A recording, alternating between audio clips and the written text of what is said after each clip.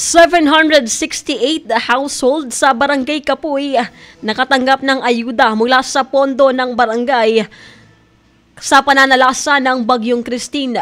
Ang buong detalye ng balita nasa linya sa Mega Patrol number 12, ang aming station manager sa Estela Duran.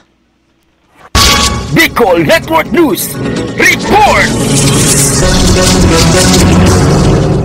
Umabot na sa 768 households o lahat ng mga tahanan sa Barangay Kapuy, West District, Sorsogon City ang nakatanggap ng tulong mula sa Barangay Council matapos ang matinding epekto ng Bagyong Christine. Ayon kay Barangay Captain Ramon Licop, tinatayang 45% ng mga kabahayan sa barangay ang naapektuhan kung saan karamihan ay nakaranas ng matinding pagbaha. Ipinahayag din ni Kapitan Licop na ang pondong ginamit sa pamamahagi ng ayuda ay mula sa 5% calamity fund ng barangay. Samantala, kahapon din ay nakatanggap ng karagdagang tulong mula sa pamahalaang lungsod at pamahalaang panlalawigan ang mga pamilyang lumikas dahil sa bagyo. Kasama mo sa Bicol Network News, Mega Patrol number 12, Estela Duran, tatak tunay na serbisyo.